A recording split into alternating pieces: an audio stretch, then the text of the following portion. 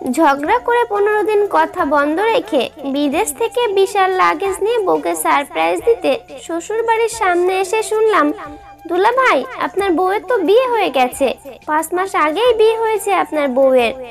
15 দিন হলো বউয়ের সাথে কথা বলছি না, কিন্তু 5 মাস আগে বিয়ে হলো কিভাবে? আমার তো জ্ঞান হারানোর মতো অবস্থা হচ্ছে। কি শুনছি আমি এসব? কোথাও হয়তো ভুল হচ্ছে ওর। নিজেকে কিছুটা সামলে নিয়ে বললাম, মস্করা করছো আমার সাথে? আমি কেন মস্করা করব?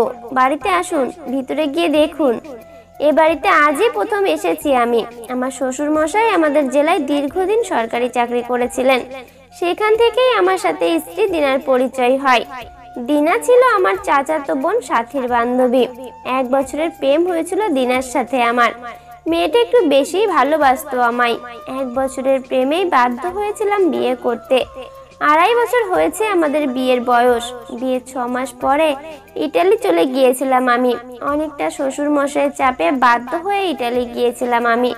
আমার বাবা মা তাদের এই একমাত্র ছেলেকে কোনোভাবেই বিদেশ পাঠাতে চাননি, কিন্তু আমার স্ত্রী আর শ্বশুরের মন রাখতে অনেকটা বাধ্য হয়ে প্রবাসী হয়েছিলাম। ও, আমার পরিচয় দিতেই তো ভুলে গেছি। আমি সাকিব আলম, 2 বছর ধরে ইটালি প্রবাসী। দেশে থাকতে রাজনীতি করতাম। জেলা শহরের সরকারি কলেজের ছাত্র সংসদের জিএস ছিলাম আমি। পারিবারিক একটা রহস্যের কারণে আমি কখনো মেয়ে মানুষের সাথে সম্পর্কে জড়াইনি। আমরা 2 ভাই বোন। একমাত্র বোন আমার চেয়ে বড় এবং বিবাহিতা। আমার বাবা ছিলেন হাই স্কুলের শিক্ষক। আমার একজনই চাচা আছেন, ওনার 3 মেয়ে, কোনো ছেলে নেই চাচার। সেই হিসেবে আমি বংশের একমাত্র ছেলে। অনেক দায়িত্ব ছিল আমার পরিবারের প্রতি, কিন্তু নিজের একটা ফ্যামিলির অনিচ্ছা সত্ত্বেও শ্বশুরের চাপে প্রবাসী হতে বাধ্য হয়েছিলাম। বাবা আমার প্রচন্ড ভালোবাসতেন, কিন্তু ইটালি যাওয়ার পর দিন এই একমাত্র ছেলের দূর পরবাসী হওয়ার শোকে বাবা আমার হার্ট অ্যাটাকে মারা যান। আমি যখন অনার্স 4র্থ বর্ষের ছাত্র, তখন আমার একমাত্র চাচার মেজো মেয়ের সাথী আমার কলেজেই অনার্স 1ম বর্ষে ভর্তি হয়। আমি তখন কলেজে সদ্য জিএস নির্বাচিত হয়েছি। অনেক মেয়েই আমাকে পছন্দ করত, কিন্তু পারিবারিক একটু ধোঁয়াশার কারণে আমি নিজেকে মেয়েদের কাছ থেকে দূরে রেখেছিলাম। আমার বাবা নুরুল আলম আমাদের জেলা শহরের একটি হাই স্কুলের শিক্ষক ছিলেন এবং জেলা শহরেই বাড়ি করেছিলেন বাবা। আর আমার চাচা আমাদের গ্রামের দাদা বাড়িতে থাকতেন।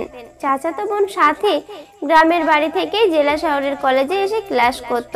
মাঝে মাঝে সাথী কলেজ থেকে আমাদের বাসায় চলে আসতো। আব্বা সাথীকে খুব ভালোবাসতেন।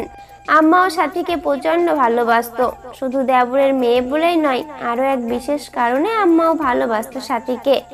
এই সাথীর সাথেই ওর বান্ধবী দিনা আসতো আমাদের বাসায়। দিনা বলতো আমার জন্যই নাকি সাথীর সাথেও আমাদের বাসায় আসতো, যদিও সাথীকে এটা বুঝতে দিত না দিনা। পাগলের মতো ভালোবেসে আমায় বিয়ে করেছিল এই দিনা মেয়েটা।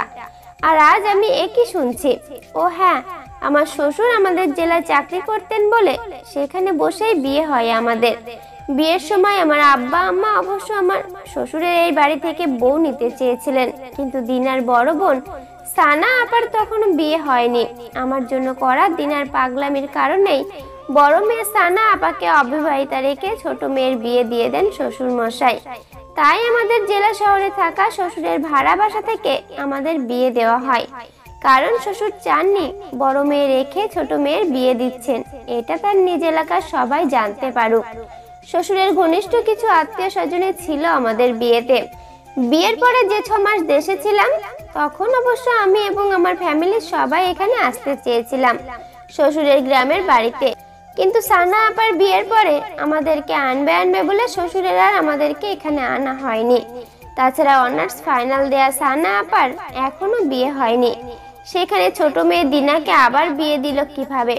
কি হচ্ছে আমার সাথে? কিছুই তো বুঝতে পারছি না। আমি বিদেশে চলে যাওয়ার 1 বছর পরে শ্বশুর রিটায়ার করেন আমাদের জেলা শহর থেকেই। তারপরে আমাদের জেলা শহর থেকে তার নিজ জেলা শহরের গ্রামের বাড়িতে সপরিবারে চলে আসেন শ্বশুর। গ্রামে এসে বাড়ি ঘর করেছেন। আমার স্ত্রীকেও ট্রান্সফার করিয়ে এই জেলায় একটি কলেজে ভর্তি করিয়েছেন।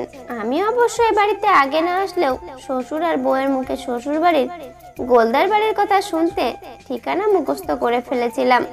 আর সেই গোলদার বাড়ির সামনে এসে শ্বশুরের ঘর চেনার জন্য আমার পরিচয় দিতেই শুনলাম চরম নির্মম এই কথা। আমি চলে এসেছি আমার শ্বশুরের সামনে। আব্বা, আসসালামু আলাইকুম। আব্বা কেমন আছেন? কোনো উত্তরই দিচ্ছেন না কেন আমার শ্বশুর মশাই? আমার কেন জানি না প্রচন্ড ঘাম হচ্ছে, দুরু দুরু করে বুক কাঁপছে আমার। আচ্ছা, শ্বশুর আমাকে বসতেও বলছে না কেন?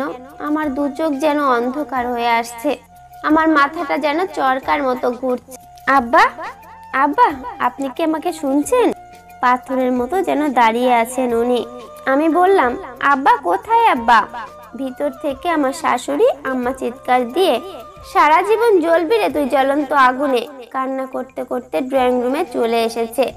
বুঝতে পারছি না উনি কাকে সারা জীবনের জন্য জ্বলন্ত আগুনে দিচ্ছেন। আমি বললাম, আম্মা, আমি যা শুনেছি তা কি সত্য?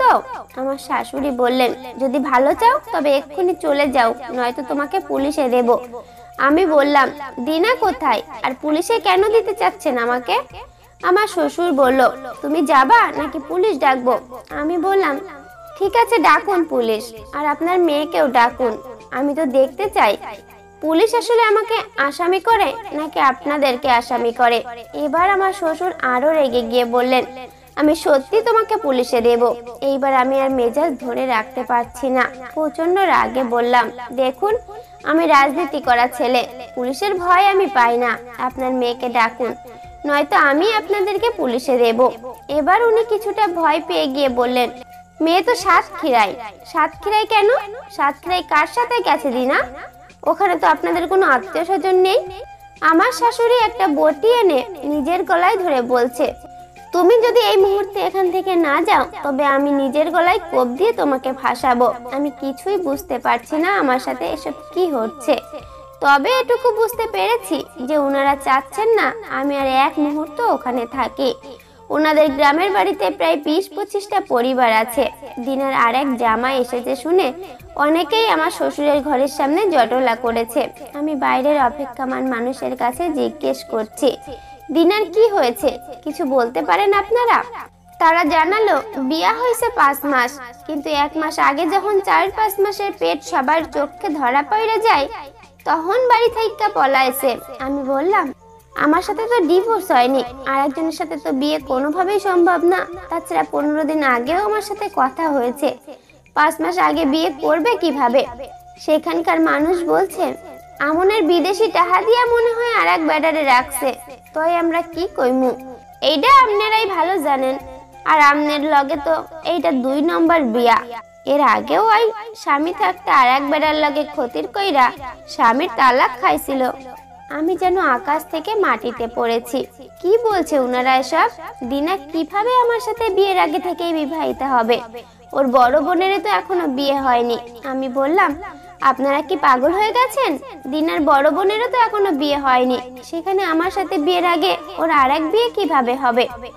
সেই উৎসুক জনতা বলে ওঠে, 9-এ থাকতে একবার বাইরে হইয়া গেছিল এই পাশের বাড়ির এক পোলার লগে। শ্বশুর বাড়িতে স্বামী রেখা চাচাতো দেবরের লগে পরকিয়া করত, এই কারণে স্বামী তালাক দিচ্ছে। এই তালাকের পরেই দিনার বাপে আমনেগো জেলায় বদলি হয়েছে। এনে থাকলে মানুষের কথা শুই না মাইয়া পড়াইতে পারতো না।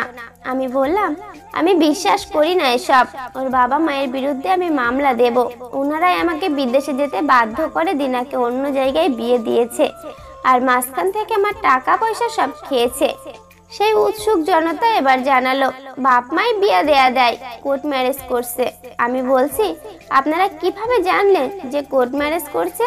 বাপ মাই কি বড় মাইয়া ঘরে রাইখা ছোট মাইয়ারে 3-3 বার বিয়ে দিয়ে দেব? আমি বুঝতে পারছি ওনাদের কথায় যুক্তি আছে, কিন্তু আমি জিজ্ঞেস করলাম, যদি বাবা মাই বিয়ে না দেয় তবে ওনারা আমার সাথে এমন ব্যবহার করলো কেন? এতদিন তো মানুষে জানতো দিনার 2 বিয়া হয়েছে, কিন্তু আজকা আমনে এই বাড়িতে আইসা পড়ায় সবাই জানছে দিনার 3 বিয়া হয়েছে, অথচ বড় মাইয়াডার অহনো বিয়া হয় নাই। বাপ মাই কেমনে মুখ দেখাইবো? আমনেই কন। ওনারা হয়তো চাই নাই আপনি এই বাড়িতে আইসা ঝামেলা করেন।